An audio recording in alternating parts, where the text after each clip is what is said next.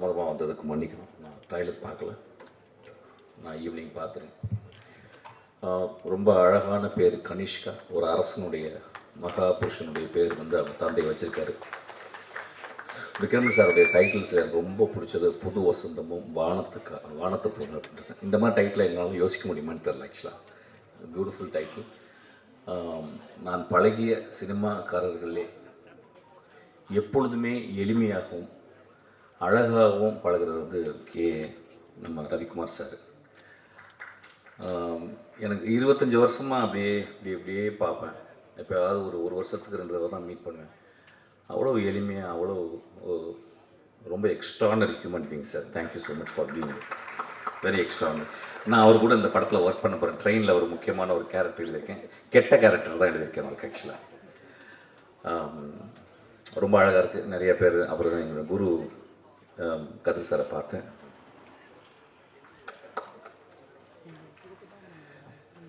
இங்கே பார்த்தீங்கன்னா நிறைய குருக்கள் இருக்காங்க. நான் வாழ்நாளில் வந்து எப்பயாவது ஒரு தருணம் தான் அந்த மாதிரி எல்லா குருக்களையும் பார்க்க முடியும். நான் ஒரு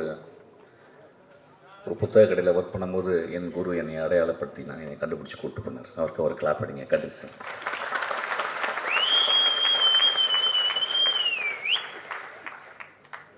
அவர் என்னை கூப்பிட்டு போனான்னா இன்றைக்கி நான் அந்த மேடையில் இருந்துருக்க மாட்டேன். ஆக்சுவலாக அவர் வந்து அவர் குரு பாக்யராஜை பற்றி எப்பயுமே சொல்லுவார். அவருக்கு ஒரு பெரிய கிளாப் அடிங்க.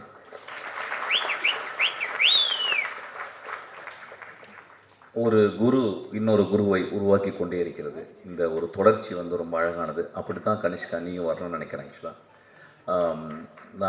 நான் வந்து ஒரு படம் ஒர்க் பண்ணும்போது அதில் வந்து சரத்குமார் சார் இருந்தார். ஆக்சுவலாக டக்குன்னு என்னை கண்டுபிடிச்சார். ஏதோ துருன்னு இருப்பேன், ஓடிக்கிட்டே இருப்பேன். ஆக்சுவலி இவான் கூப்பிட்டு அவருடைய அப்போ ஒரு பெரிய செல் வச்சுருப்பார். ஆக்சுவலி அந்த செல்லில் கதையில் கொடுத்து பத்திரமா வச்சுக்க அப்படின்பார். ஒரு வேளை என்னை மட்டும் தான் நம்பியிருக்கான்னு நினைக்கிறேன். அந்த டைமில் அந்த செல் பெரிய செல்லாக இருக்கும். ஆக்சுவலி அப்புறம் கூடவே இருப்பேன். ஆக்சுவலாக கூடவே இருந்து அதுக்கப்புறம் அந்த படத்தில் ஒரு 13 சீன் எழுதுறதுக்கு எனக்கு வந்து வின்சென்ட் செல்வா என்னுடைய குரு எனக்கு வாய்ப்பு கொடுத்தாரு. அப்போ வந்து நான் சரத்குமார் சார்ட்ட ரொம்ப அவ்வளோ அன்போடு பழகுவார். அவருக்காக எழுதுனது தான் நான் ஒரு கதை தான் துப்பறிவாளனாக மாறிச்சு. அவருக்கு நான் வந்து சங்கர்லால் துப்பறிகிறார்னு ஒரு கதை எழுதினேன். அது ஏதோ ஒரு வகையில் அந்த கதையை வந்து என்னால் பண்ண முடியல. அதுக்கப்புறம் தான் அது விஷாலுக்கு போயிட்டு துப்பறிவாளனாக மாறிச்சு. Thank you so much sir. உங்களை பார்த்தது ரொம்ப சந்தோஷம். நிறைய பேர் இங்கே நான் பார்த்தது ரொம்ப சந்தோஷம். போன மேடையில் வந்து நான் வந்து சினிமாவுக்கு போங்க, கோயிலுக்கு போகாதீங்க அப்படின்னு சொன்னதை வந்து ஒரு பெரிய கான்ட்ரவர்ஷியலாக எடுத்துக்கிட்டாங்க. ஐயா, கோவில்ன்றது நான் சர்ச்சும் மசூதியும் சேர்த்து தான் சொன்னேன். நான் நான் பிறந்த குடும்பம் ஒரு இந்து குடும்பம், நான் வளர்ந்த குடும்பம் ஒரு முஸ்லீம் குடும்பம், நான் கல்யாணம் செய்த மனைவி ஒரு கிறிஸ்டியன். நான் ஏன் கோவிலுக்கு போகாதீங்க அப்படின்னு சொல்லிட்டு, கோவிலுக்கு காலையிலே போயிடுறீங்க. காலைல எழுந்திரிச்ச உடனே அம்மாவை பார்க்குறோம், காலைல எழுந்திரிச்ச உடனே அப்பாவை பார்க்குறோம், காலைல எழுந்திரிச்ச உடனே நம்மளுடைய உறவுகளை பார்க்குறோம். கோவில் தான் அது. ஆக்சுவலாக நான் ஏன் தியேட்டருக்கு போகணும்னு சொன்னீங்கன்னா, இன்றைக்கி தியேட்டர் வெறிச்சோடி கிடக்கு. இது வந்து நிஜம். இது நிஜம். ஏன் அப்படின்னா எல்லாருடைய வாழ்க்கையுமே ஒரு வீடியோக்குள்ளே, ஒரு செல்லுக்குள்ளே, ஒரு ரிமோட் கண்ட்ரோலுக்குள்ளே வந்து ஒரு வினாடிக்கு 30 சேனலை மாற்றக்கூடிய அளவுக்கு மாறிடுச்சு. அப்போ நம்ம தியேட்டரை வந்து மறந்துடும். இப்போ பாருங்கள், நீங்கள் காலையில் இவ்வளோ பேர் வந்து உட்காந்துருக்காங்க. அங்கே கனிஷ்கா அவனுடைய நண்பர்கள் தனியாக அவனுக்கு வந்து ஹோல்டர் பண்ணி கைத்தட்டிக்கிட்டே இருக்காங்க. ஆக்சுவலாக இது எவ்வளோ பெரிய ஒரு என்கரேஜ்மெண்ட்டு. நான் ஏன் கோவில், சர்ச்சு, மசூதியை விட தியேட்டர் முக்கியம் அப்படின்றது எப்படி சொல்லணும்னா, ஒரு சினிமா ஒரே ஒரு காட்சி பார்க்குறேன். பாக்யராஜ் சார் படத்தில் வந்து அவர் பிரிஞ்சு போகிறாரு. அப்போ தன்னுடைய காதலி அங்கேருந்து பாடுறான். எனக்கு அப்போ வந்து என்ன வயசுன்னு தெரில. அந்த புதிய வார்ப்புகள் படத்தில் எனக்கு வந்து ஒரு 12 வயசு 13 வயசு இருக்கும். காதல்னால் என்னென்னு கூட தெரியாது. ஆனால் ஒரு காதலன் பிரிந்து போவதை பார்த்து அவள் மேலே ஒரு சாங் வருது. இந்த கிரேட் ஜீனியஸ் இளையராஜா அதை பண்ணியிருக்காரு, இதயம் போகுதுன்னு சொல்லிட்டு. அந்த பாட்டை கேட்கலன்னா நான் வந்து இன்றைக்கி இந்த மேடையில் இருந்துருக்க மாட்டேன். கதிர் சார் படத்தில் வந்து ஒரு சீன் வரும், தன் காதலியை எவ்வளோ நேசிக்கிறான் நான் சொல்ல முடியாது. காதலை ஒரு பெரிய மனசுக்குள்ள ஒரு பெரிய இருக்கும், சொன்னால் ஒருவேளை நிராகரிச்சிருவாளோ அப்படின்னு சொல்லிட்டு அவள் உட்கார்ந்துருந்த அந்த சேரில் போயிட்டு அவள் எந்திரிச்சு போன அவளை உட்காருவான். காதலை மிக எளிமையாகவும் வலிமையாகவும் அழகாகவும் சொன்னவர் எங்கள் குருவட்சி.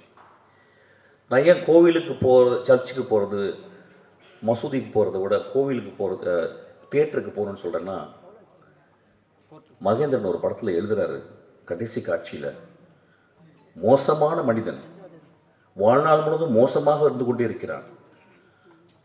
அவன் கடைசி நாள் வந்து அந்த ஊரே அவனை நின்றுக்கிட்டு இருக்கு கொலை செய்யணும்னு.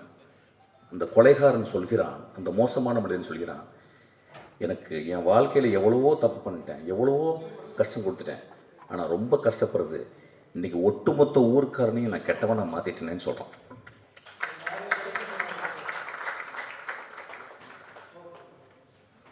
கொலை செய்து விட்டு, தன் காதலனுக்காக கொலை செய்து விட்டு பல வருடங்கள் ஜெயிலில் இருந்து அவள் ஒரு படகுல வந்து இறங்குறான்.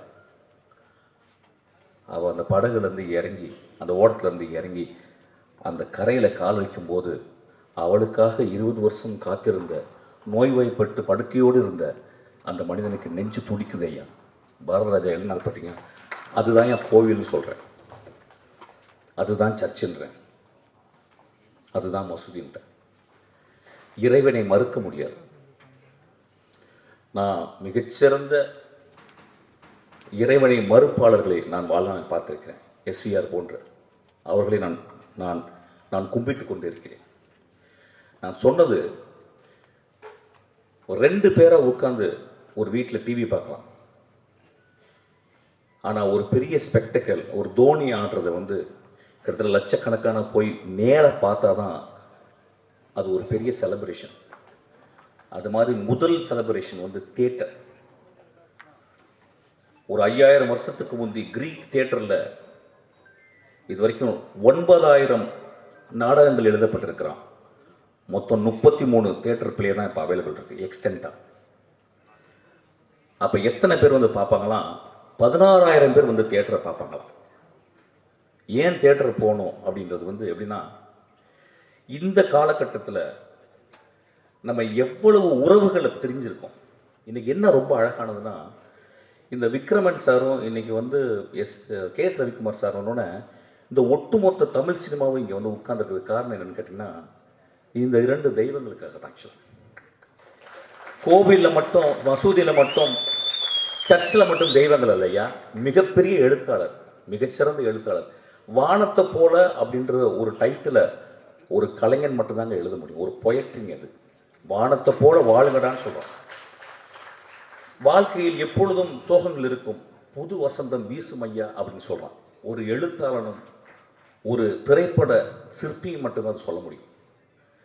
கோவிலும் சர்ச்சும் மசூதியும் ஸ்பிரிச்சுவல் என்கொயரி பண்ணுறது, சினிமா தியேட்டர்கள் மாரல் என்கொயரி பண்ணுறது. இன்றைக்கி ஸ்பிரிச்சுவல் என்கொயரியை விட மாரல் என்கொயரி தேவைன்னு கேட்குறேன். அதுக்காக தான் நான் லாஸ்ட் டைம் அப்படி சொன்னேன். அதாவது ஒட்டுமொத்தமாக ஒரு மேடையில் பேசும்போது 10 நிமிஷத்தில் ரொம்ப பேச முடியாது, விலாவரியாக பேச முடியாது.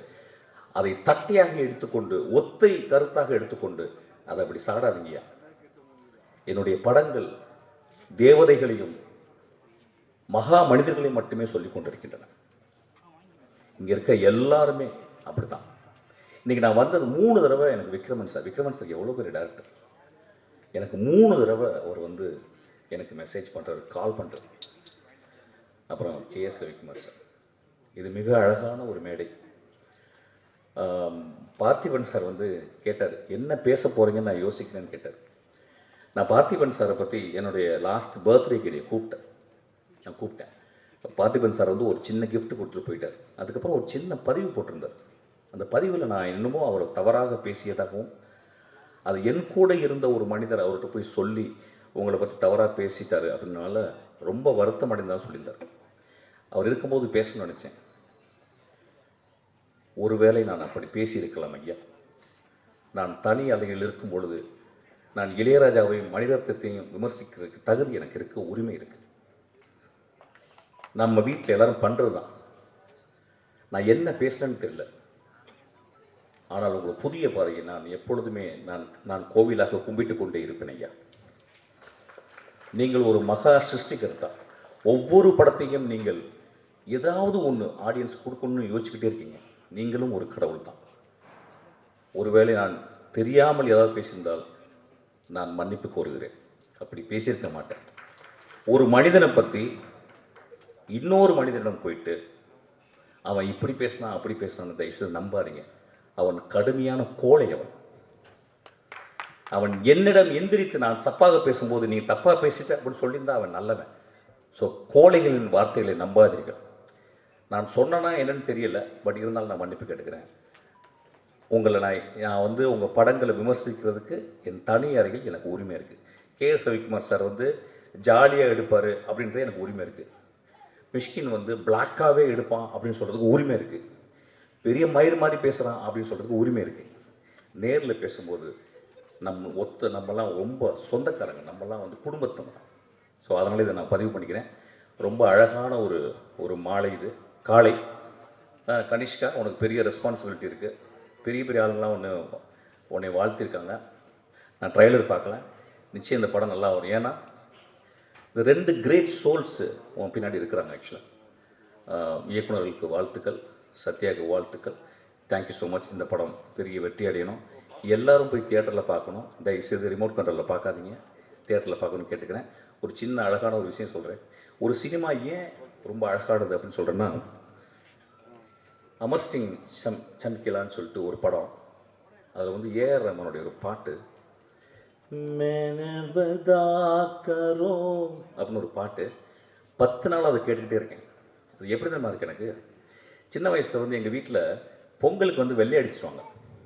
வெள்ளை அடிச்சு உட்காந்துருக்கும்போது எல்லாம் பார்த்தா எல்லாம் வெள்ளையாக இருக்கும், நம்ம மட்டும் உள்ள அழுக்காக இருக்கும். ஒரு இசைக்கலைஞன் ஒரு எக்ஸ்ட்ரானரியான நோட்ஸை கொண்டு கோர்த்து ஒரு எக்ஸ்ட்ரானரியாக மியூசிக் போட்டிருக்கான். இந்த டிக்கேடின் மிகச்சிறந்த பாடல் நான் சொல்லுவேன். அந்த பாட்டு கேளுங்கன்னு கேட்பேன்.